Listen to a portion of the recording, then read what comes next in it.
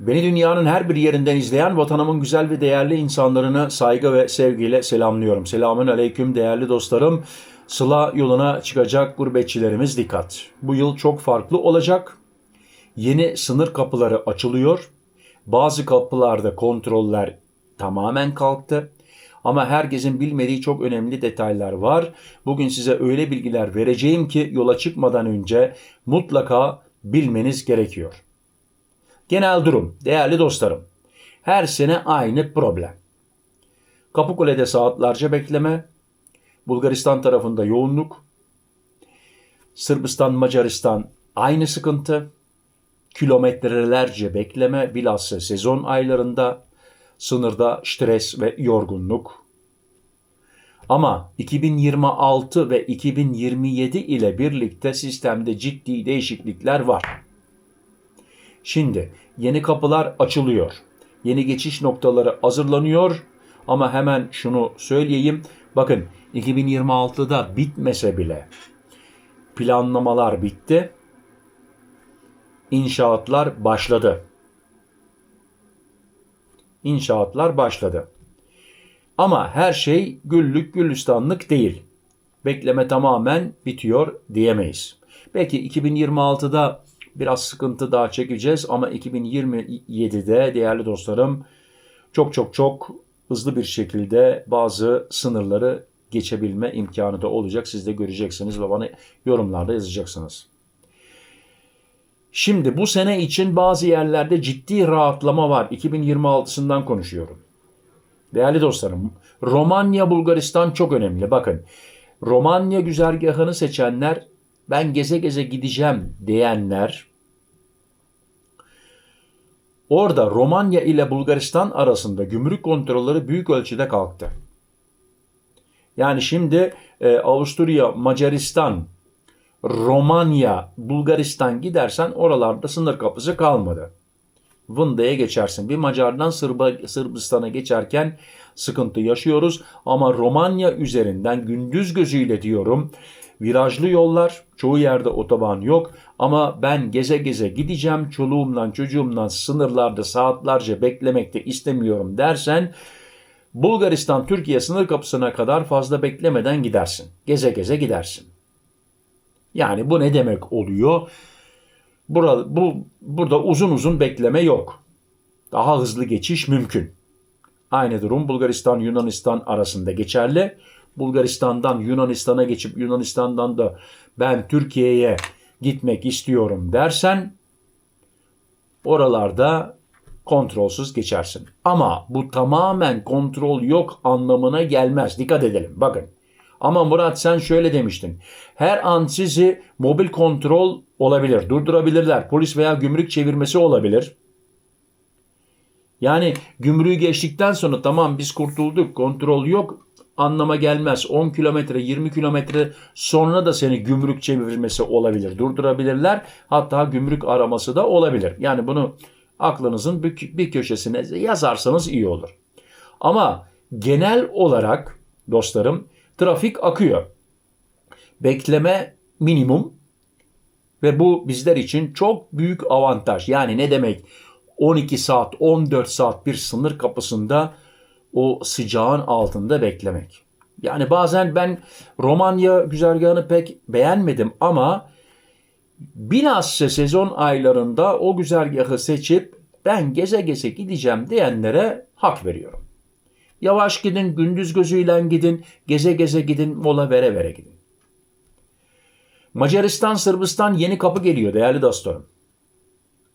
Şimdi oraya bir yeni kapı daha gelecek. Ondan sonra şimdi gelelim çok önemli başka bir gelişmeye.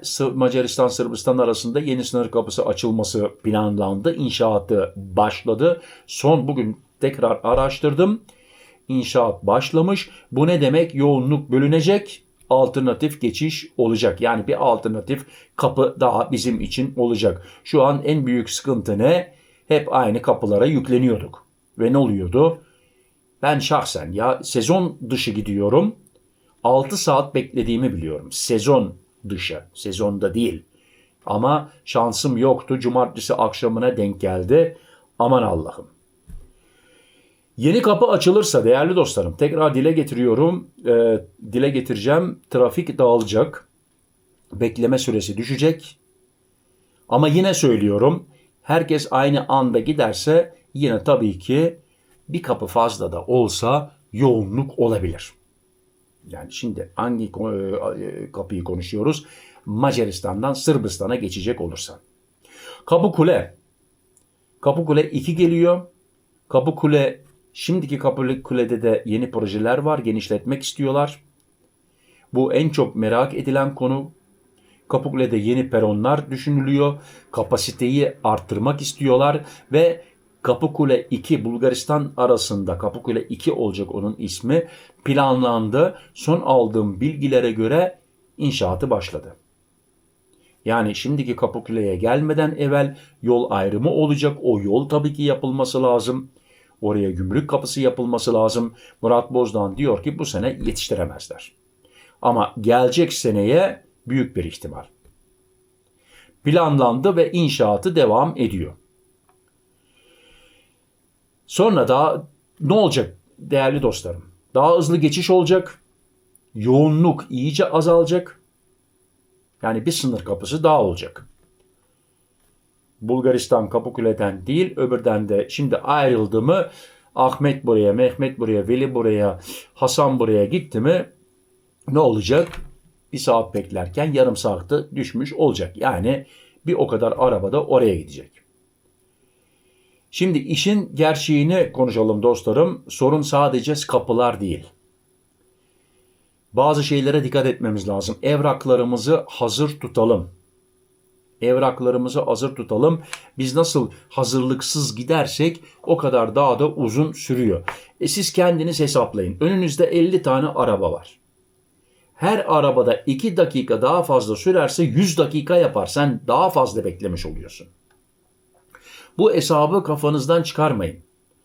Yani her araba 1 dakikada fazla beklerseniz 10 tane araba önünde oldu mu 10 dakika fazla beklemiş oluyorsun. Ama bazen evrak kontrolünde öyle bir darmadağın evraklar veriliyor ki ben kendi gözümden gördüm. Yok ondan sonra bir pasaport unutuyorlar verme. Memur bey bakıyor, insanları sayıyor, bir daha istiyor. İş uzuyor. Tabii ki araç sayısı, ne kadar araç gelecek, bayram yoğunluğu, sezon yoğunluğu, sistem yavaşlığı, bazen de sıcaklardan mı artık neden sistem çöküyor, bilgisayarlar çalışmıyor. Tabii bunlar olduğu sürece kapı artsa bile yoğunluk olabilir. Bunu da göz önüne alalım değerli dostlarım. İşte bu problemleri de çok kişi açık açık söylemiyor. Ama yine de yeni kapılar bizim için avantaj. Kontrolün kalktığı yerler büyük kolaylık olacak. Özellikle Romanya, Bulgaristan hattı. Bulgaristan, Yunanistan üzeri bu hat artık çok daha rahat olacak bizim için. Ama dikkat, kurallara uyun. Uymazsanız ceza yiyebilirsiniz. Gene gümrük kurallarına dikkat edin. Gümrük yok diye yani ben şu kadar şunu götürürüm demeyin. Dikkat edin. Dostlarım bu yaz Sıla yolu biraz daha rahat olacak. Ama tamamen sorunsuz değil. 2027'de bakın daha da güzel olacak. Bu videoyu mutlaka paylaşın değerli dostlarım. Herkes bu bilgileri bilsin. Ve yorumlara yazın. Sizce en büyük sorun nerede? Hepinize Allah'a emanet ediyorum değerli dostlarım. Hoşça kalın, sağlıcakla kalın, benimle kalın. Murat.